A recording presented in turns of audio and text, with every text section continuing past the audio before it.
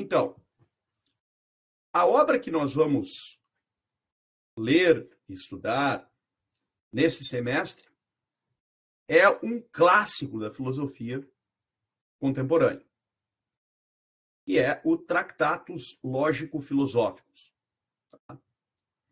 Uma obra que foi escrita, toda ela, na forma de proposições lógicas.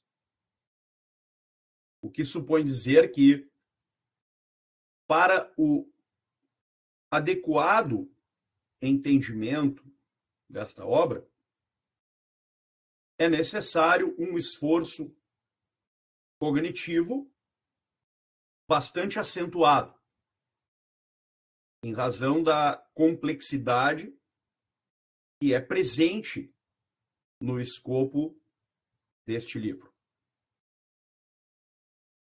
É claro que, como nós sempre procuramos fazer aqui no grupo, o nosso esforço coletivo é um esforço por compreensão. Ou seja, nós seguimos à risca aquele conselho que foi dado pelo Gadamer, né, grande filósofo alemão, que é buscar a autocompreensão mediante a compreensão dos objetos. Né? Então, de certo modo, ao tentar compreender em conjunto a obra do Wittgenstein, nós estamos também nos compreendendo, ou seja, compreendendo a nós mesmos neste processo.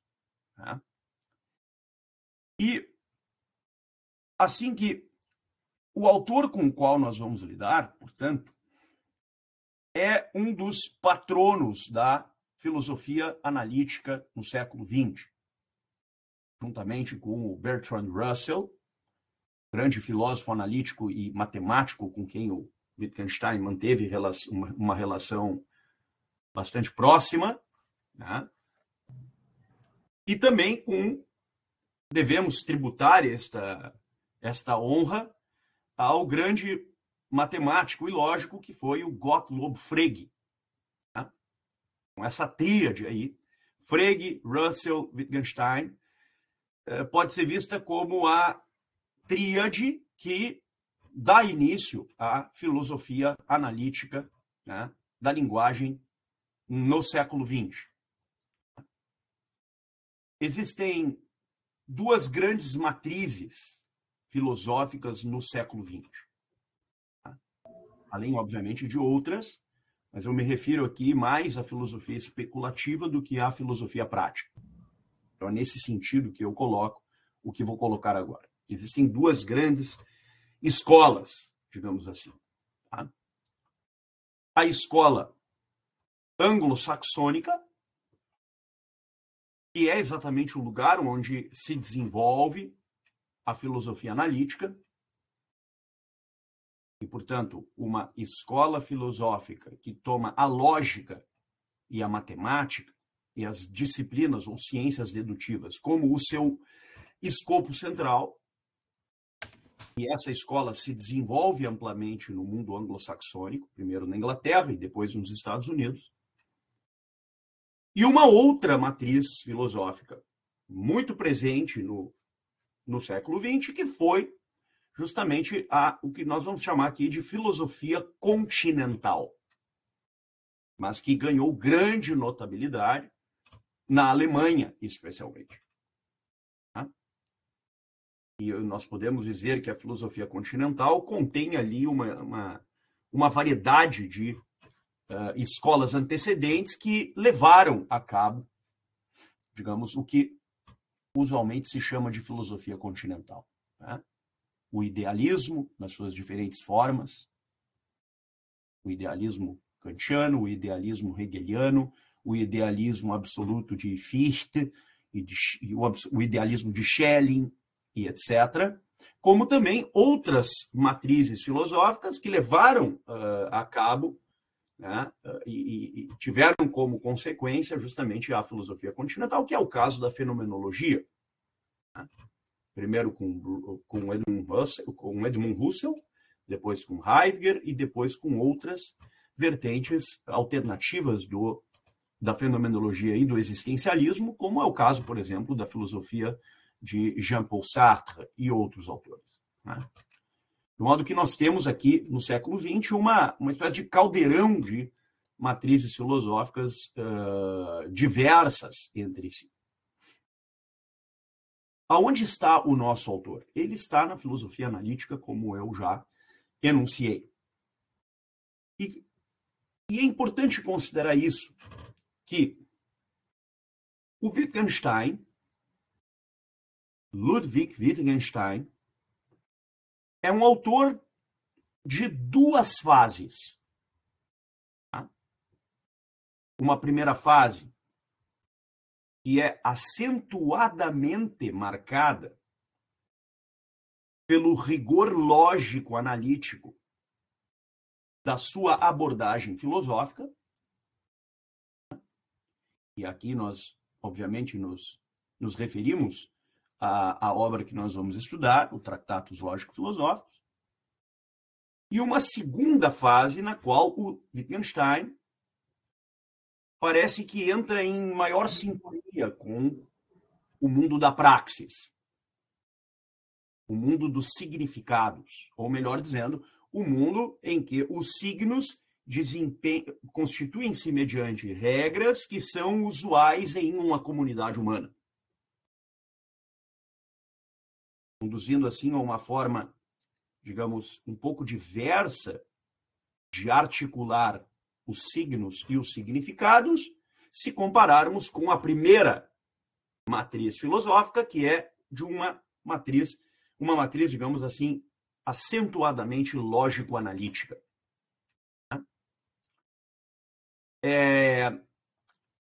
Esta tendência que se acentua na obra do Wittgenstein é manifesta de um modo bastante explícito e característico no livro que nós vamos ler esse semestre, o Tratatus Lógico-Filosóficos. É uma obra fácil, professor Marcos? Não, não é uma obra fácil. Mas é uma obra que pode ser lida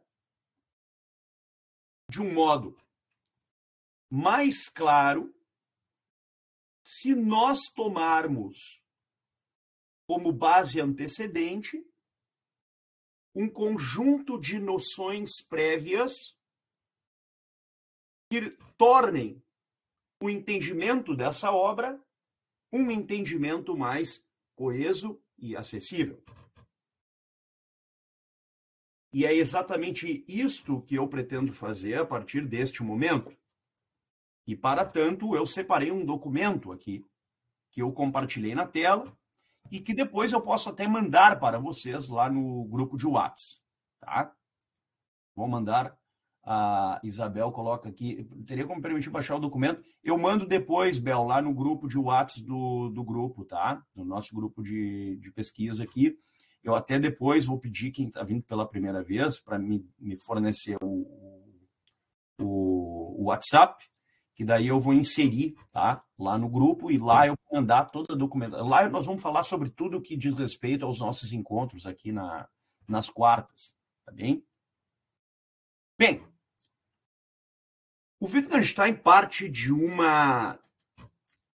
brocado, né? Vamos usar assim, um termo que é bastante corrente no estudo da língua latina, né? Ou seja, algumas frases de efeito, frases que são emblemáticas. Então, há uma frase emblemática na filosofia do primeiro Wittgenstein, que é o seguinte: tá? A linguagem é terapêutica em relação ao modo como nós conhecemos o mundo. Dizendo de um outro modo, para que nós possamos conhecer as coisas, é necessária uma certa terapia cognoscitiva, em que nós, ao depurarmos logicamente os significados dessas expressões, nós vamos esclarecendo o significado autêntico dessas mesmas coisas, num processo em que nós vamos, ao mesmo tempo, simultaneamente, eliminando aquilo que nos impede de significar com precisão os estados de coisas do mundo. A filosofia, portanto, a filosofia da linguagem, de um modo mais característico, é uma função terapêutica que a inteligência exerce para o conhecimento das coisas. Isto posto, todo o grande desafio da filosofia consiste em analisar os enunciados da linguagem de uma maneira tal a conseguir alcançar os limites próprios daquilo que expressa os nossos pensamentos. Ou seja, aquilo que pode ser expresso e aquilo que não pode ser expresso na linguagem. E a filosofia toma aquilo que pode ser expresso na linguagem como o seu objeto propriamente dito, ou propriamente falando. A análise da linguagem é uma análise da proposição ou das proposições que a compõem. Porque quando nós falamos em proposição, nós estamos a falar de um tipo de enunciado da linguagem e, por ter um valor lógico de verdade ou falsidade, expressa por si só o limite na linguagem daquilo que pode ser dito, proposição, de outras formas de linguagem que não podem ser ditas das coisas, porquanto não sejam proposições. Então, é claro que para o Wittgenstein, o primeiro Wittgenstein, a lógica é uma espécie de janela para o mundo. Nós não somos capazes de acessar o mundo sem aquilo que é a janela para o próprio mundo, a saber, a linguagem manifesta em proposições. Por isso, o que é dizível é expresso em proposições. Proposições que articulam linguagem, mundo e a sua conexão, que se dá pela lógica. Linguagem, mundo e a lógica como uma ponte entre uma coisa e outra, entre um extremo e o outro. O que não é dizível, portanto, para o Wittgenstein. Ou seja, o que carece de verdade no sentido veritativo, no sentido lógico veritativo, melhor dizendo. O indizível, embora mostrável, ele requer, do ponto de vista lógico, não a expressividade, mas o silêncio. E isto, segundo o autor, tem a ver com os sentimentos e as intuições. Inclusive, o Wittgenstein coloca todo o fenômeno místico, e ele coloca nisso que ele chama de mística, a religião, a estética, a ética mesmo, como coisas e propriedades do mundo que, embora sejam mostradas, não são, todavia, expressas em um sentido lógico, propriamente falando. Veja como o místico aqui não é nem teologia negativa, nem o êxtase para o Wittgenstein, mas o sentimento, entre aspas, que na filosofia contemporânea se lê como uma experiência afetiva. Então, diz ele que não se pode exprimir, tá, o que é indizível, pois se trata de algo estranho à descrição científica dos fatos, algo que se situa na ordem da existência ética ou estética. A certa altura, diz ele assim, sentimos que mesmo quando todas as questões científicas são resolvidas, nosso problema ainda não foi abordado. Por que o Wittgenstein diz isso? Porque o Wittgenstein está assumindo que, embora as coisas que podem ser ditas desde um ponto de vista lógico-científico requerem condições veritativas mediante as quais elas sejam ditas, isto, todavia, não corresponde à totalidade dos fenômenos humanos. Porque há uma grande parcela, se não a maioria dos fenômenos humanos, que, ao escaparem ao que é dizível, são, todavia, mostrados ou mostráveis. E dizem, portanto, respeito a dimensões da existência humana, que, embora não sejam ditas desde um ponto de vista lógico, são, todavia, partes componíveis do modo de ser dos seres humanos, em geral. O que o Wittgenstein está tentando fazer é, em outras palavras, levar às últimas consequências o projeto cientificista. Para dizer, esta janela lógica da linguagem para o mundo e do mundo para a linguagem requer um esgotamento analítico das suas condições apodícticas e lógicas. De um modo que eu esgote todas as condições do que pode ser dito a respeito dessa janela e, ao fim e ao cabo, mostre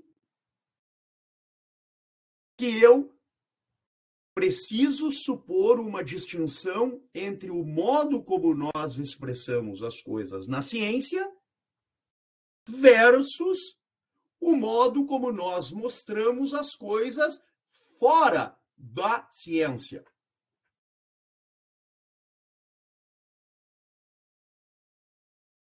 Existem atitudes, eu diria, religiosas, até aspas, teológicas, entendendo-se teológicas aqui com T minúsculo, que tomam esse pressuposto como uma verdade absoluta e inquestionável. Que é o caso do ceticismo mais radical, ou das linhas naturalistas, e algumas delas, pelo menos.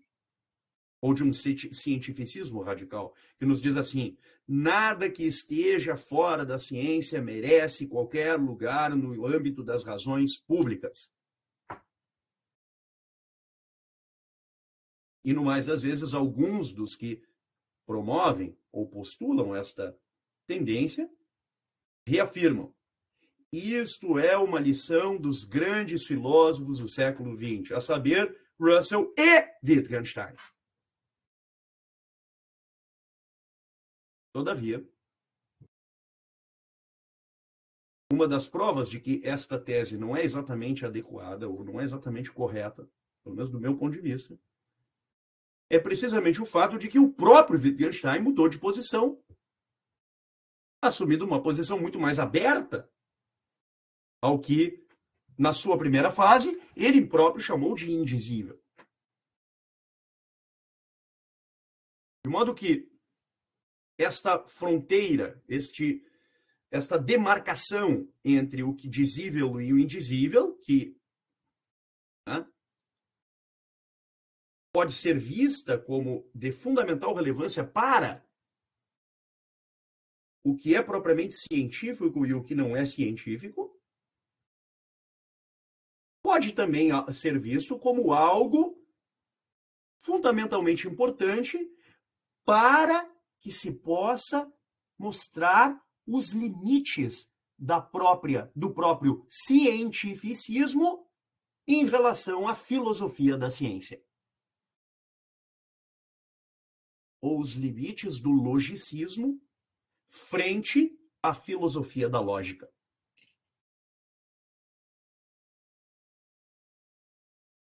De modo que, se isto é assim, então é mister absorver a recomendação que o próprio Wittgenstein sugere, a saber, de que o que se pretende no Tratatus Lógico-Filosóficos é o esclarecimento, clarificar a linguagem e o pensamento mediante a elucidação e delimitação do dizível e do indizível, em vista da solução dos problemas filosóficos. Ou seja,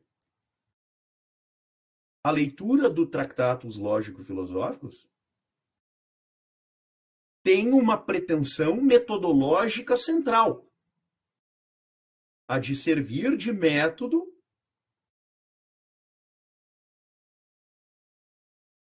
dos nossos pensamentos e das nossas expressões linguísticas. Veja que coisa interessante é isso. É enxergar o fenômeno sob este aspecto. E se nós o fizermos, então veja, em primeiro lugar, do ponto de vista metodológico, esse intento, esta pretensão, se justifica por si mesma. Porque ela implica uma análise lógica da linguagem. Uma análise lógica da linguagem que nos levará, obviamente, a um esclarecimento e a uma elucidação dos limites das nossas expressões, os limites semânticos das nossas expressões. Até onde nós podemos significar e designar quando nós empregamos certas expressões. Tá? Então, esse é o tipo de justificação central, né? Ou como diziam os escolásticos, uma justificação simpliciter, uma justificação em sentido absoluto para o aprofundamento no Tratatus Lógico-Filosóficos. De modo que quando nós pervadimos o horizonte da linguagem, nós nos deparamos, segundo Wittgenstein, com dois tipos de proposições. Em primeiro lugar é isso. Proposições com sentido e proposições lógicas desprovidas de sentido. Uma delas são as proposições chamadas tautológicas. A linguagem desenvolve, veja que coisa é isso, né? Isso aqui é propriamente o escopo do Tratatus Lógico-Filosóficos. A linguagem, lógica e mundo, desenvolve seu âmbito, ciência, e se circunscreve em seus limites de sentido, os limites da própria ciência. Tais limites asseguram que o mundo possa ser expresso por meio de proposições, diferentemente do que ele próprio chamou de âmbito místico, onde o silêncio é o recurso expressivo próprio. Qual é a máxima expressividade, né, daquilo que é dizível? A proposição. Qual é a máxima expressividade daquilo que é místico? O silêncio contemplativo. Ou seja, veja que leitura do Wittgenstein é essa, uma leitura mística do Wittgenstein, uma leitura, por assim dizer, per via negationis em relação ao Tratatus Lógico-Filosóficos, que foi feita já. De modo que a aparente separação radical e absoluta entre Wittgenstein e os teólogos é uma separação que deve ser vista, na verdade, com grano salis, com muitas ressalvas. Porque o Wittgenstein não está negando a fenomenologia própria do que não é dizível.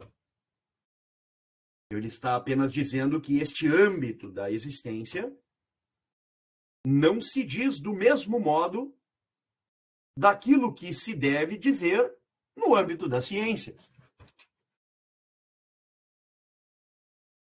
E é a partir dessas considerações iniciais, disso que eu vou chamar aqui de proêmio,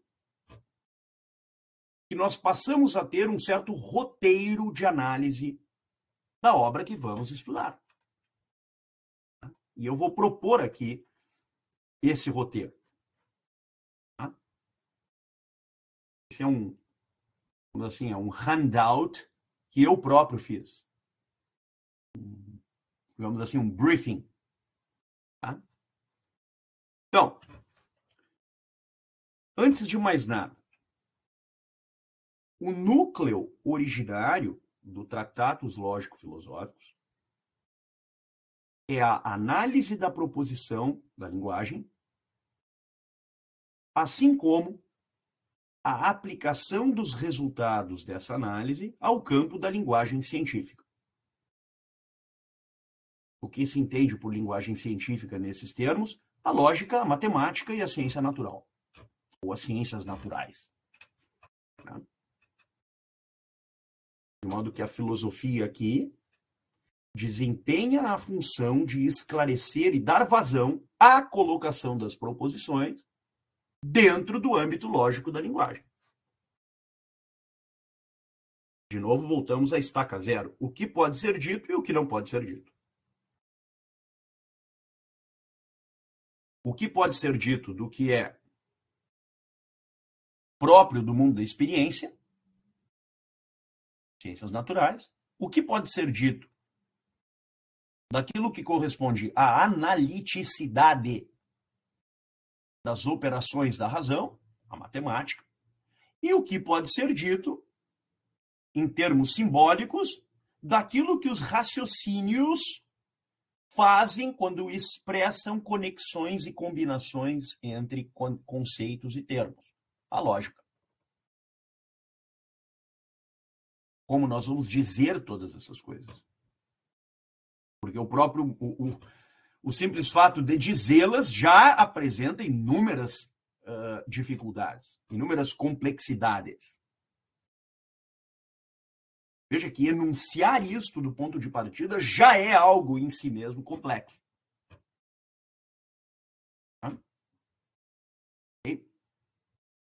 Então, a formação dessas proposições já apresenta inúmeras dificuldades. E aí nós seguimos com esse roteiro. Então, esse é o primeiro desafio que se tem aqui. Depois nós temos um segundo desafio. A saber, a análise lógica que se faz da linguagem, proposição, de seu âmbito de sentido, ou seja, o lugar onde encontra sentido, a ciência, e da própria atividade crítico-linguística ou lógica-analítica, filosofia, resulta agora em uma consideração de polo metafísico e ontológico da linguagem. O que é isso? O mundo. Se trata de analisar logicamente o mundo, bem como seu intermediário epistemológico entre linguagem e mundo. Vamos ler a primeira proposição do Tratados Lógico-Filosóficos. Olha o que o Wittgenstein diz. Primeira proposição, aforisma 1. O que a gente chama de proposições aqui tem uma... Wittgenstein estabelece uma, digamos assim, uma divisão numérica. Tá? E essa divisão numérica, ele chamou, e os seus continuadores chamaram de aforismas. Tá? Por quê? Porque todo tratado lógico-filosóficos é exposto em aforismos. Tá? Qual é o aforisma 1 do Tratados Lógico-Filosóficos? Como é que ele começa o Tratados Lógico-Filosóficos? Ele diz assim: o mundo é tudo que é o caso. Ou seja, o mundo é tudo que é o caso. Tá? Então, o que é o caso? É aquilo que é conhecido. Só que o que é conhecido pode ser dito ou pode não ser dito. Então, quando a gente conhece alguma coisa, nós dizemos, eu conheço o caso. É o caso que eu conheço algo.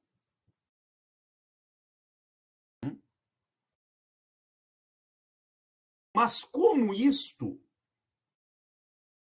que permite, que estabelece uma espécie de ponto orbital entre linguagem, mundo, ciência e crítica linguística em torno da ciência, que é a filosofia. Qual é o elo entre todas essas coisas? Como se cada uma dessas coisas fossem, né, pontos diversos espalhados num espaço, mas no meio do caminho há algo que articula tudo isso. O que é esse algo?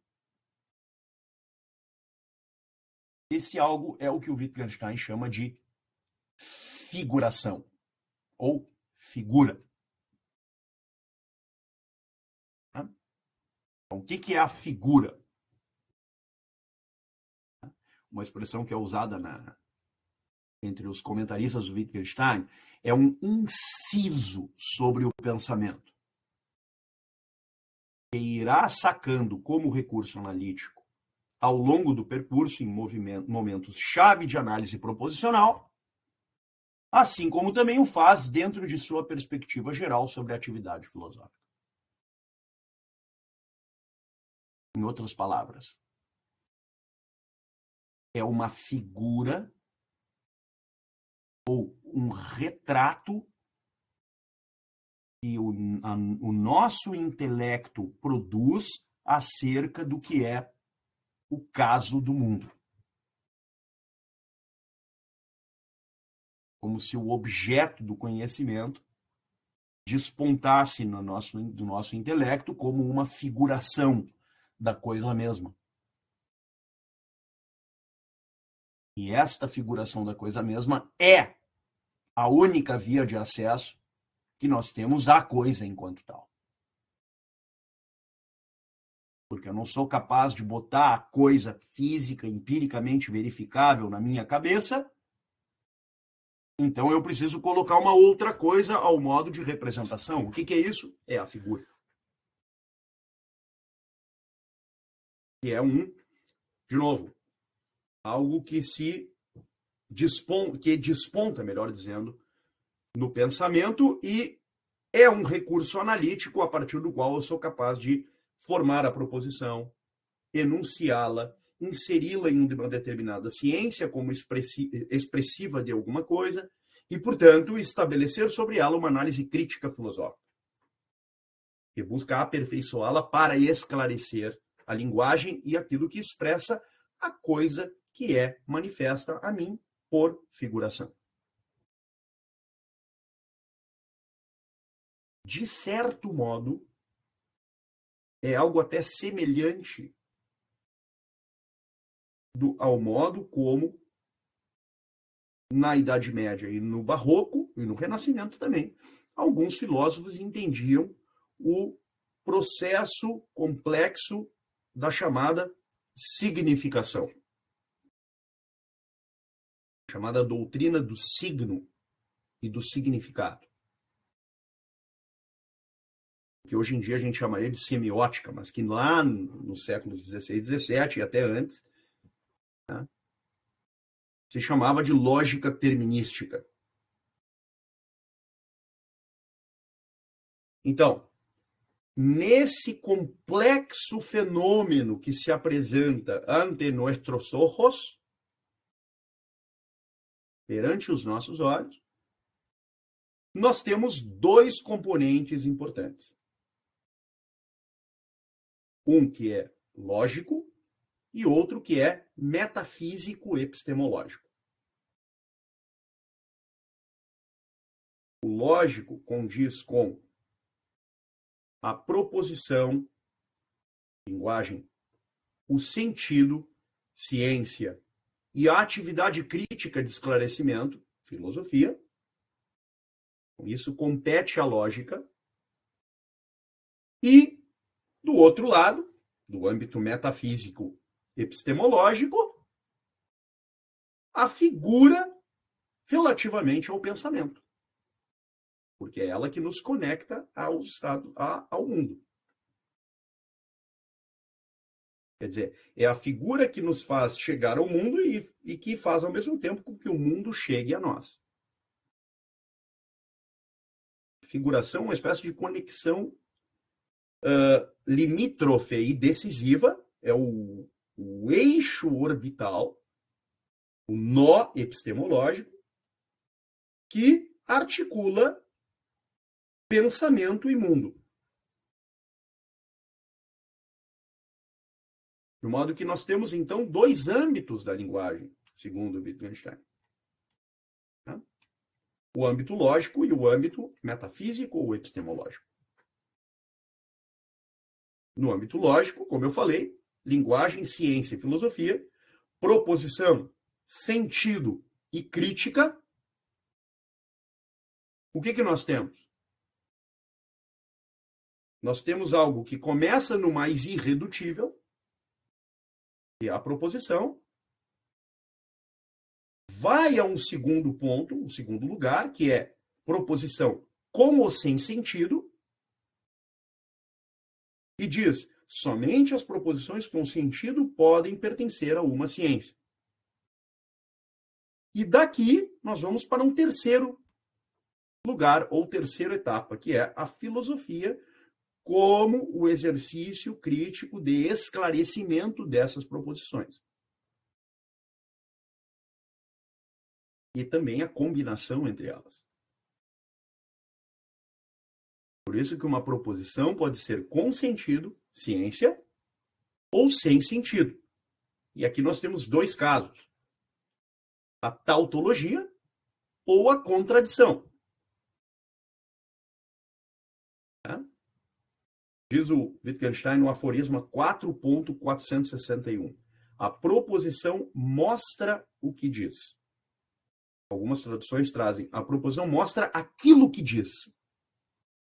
Quer dizer, ela mostra o objeto. Por quê? Porque ele é dizível.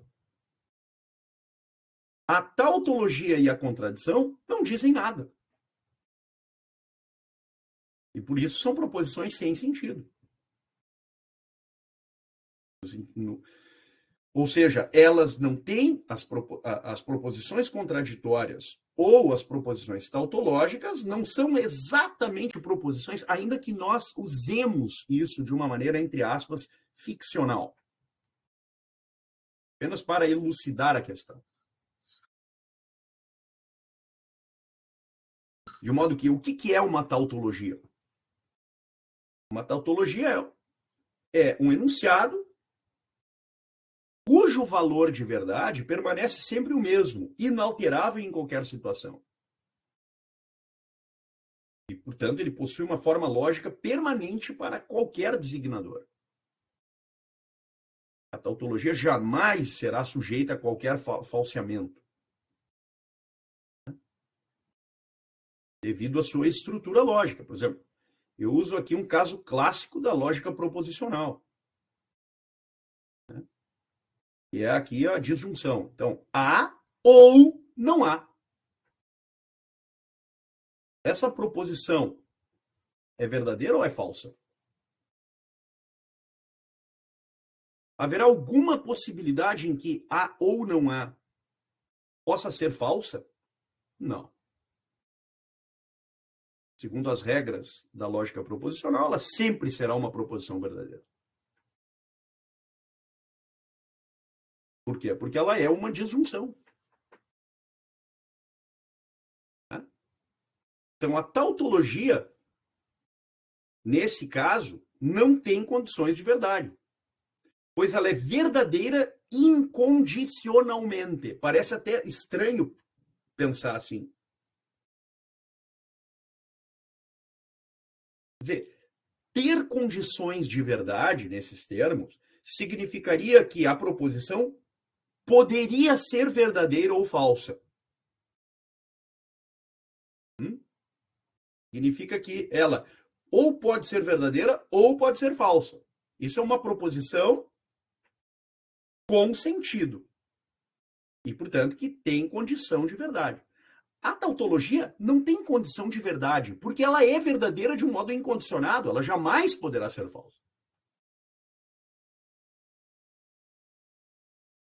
E o que o Wittgenstein está dizendo? Que as proposições tautológicas não possuem sentido.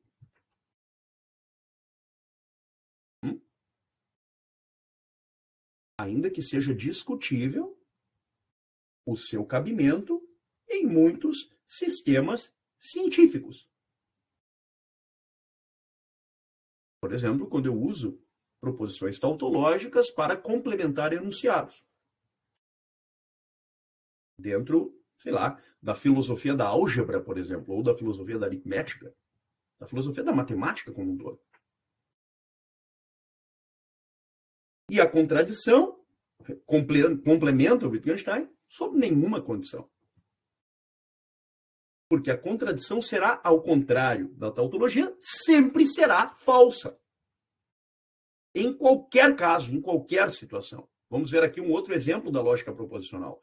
Há e não há. Ou seja, eu apliquei aqui não uma disjunção, mas uma conjunção. Eu não posso conjugar uma há e a sua negação. Tá claro? Salvo se, eventualmente, eu, de maneira assim, convencional, usar alguma lógica que parta de um princípio de derrogação do princípio de contradição, que é o caso da lógica paraconsistente, por exemplo. Que é algo bem mais contemporâneo do que era a filosofia do Wittgenstein. Então, a tautologia e a contradição não tem sentido. Veja o que ele diz no aforisma subsequente. Tautologia e contradição não são figurações da realidade. Não representam nenhuma situação possível, pois aquela admite toda situação possível, esta não admite nenhuma. Ou seja, a tautologia admite qualquer situação e a contradição não admite nenhuma. De modo que elas não podem ser figuração. Porque a figuração exige o quê? Limite. E uma não tem limites porque pode ser em qualquer situação, e a outra não tem limites porque simplesmente não o é em nenhuma situação. E a metafísica, como é que fica nisso? Se trata também de analisar o mundo. A realidade total é o mundo. Polo ontológico da linguagem. O intermediário entre o mundo e a linguagem é a figura com o pensamento. A figura é o elo epistemológico entre o mundo e a linguagem. A figura representa o estado de coisas no espaço lógico, o dar-se e o não dar-se efetivo dos estados de coisas. Aforisma 2.11. O que eu vou fazer? Nós vamos continuar isso aqui na semana que vem, porque tem mais coisas aqui importantes. Na semana que vem, o que nós vamos fazer? Nós vamos seguir o estudo prévio aqui, introdutório do handout, e vamos entrar na leitura do Tratados Lógico-Filosóficos, fazendo comentários aos seus aforismos. Tá? Apenas uma última citação. A filosofia se compõe da lógica e da metafísica. A primeira é a base, a lógica. A epistemologia é a filosofia da psicologia. Veja o que ele diz, chama de psicologia aqui. Né? Temos aqui uma psicóloga, Carol Medeiros, minha amiga. Tá? Então, o que ele chama de psicologia aqui, veja que interessante é isso aqui. Né? A filosofia é a doutrina da forma lógica das proposições científicas. Tá? Bem, o que eu vou pedir a vocês, então? Tá? Eu vou pedir que vocês... Eu não sei como é que eu faço para mandar de um modo que a pessoa acesse o grupo automaticamente. Tem como fazer isso? Porque nós temos aqui bastante gente que está vindo pela primeira vez. Tem, professor. Eu te mando um áudio te explicando. Fica mais fácil. É? Uhum. Tá. Então eu vou fazer o seguinte, eu vou botar aqui o meu WhatsApp e vou pedir para vocês me mandarem... Deixa eu parar a gravação. Peraí.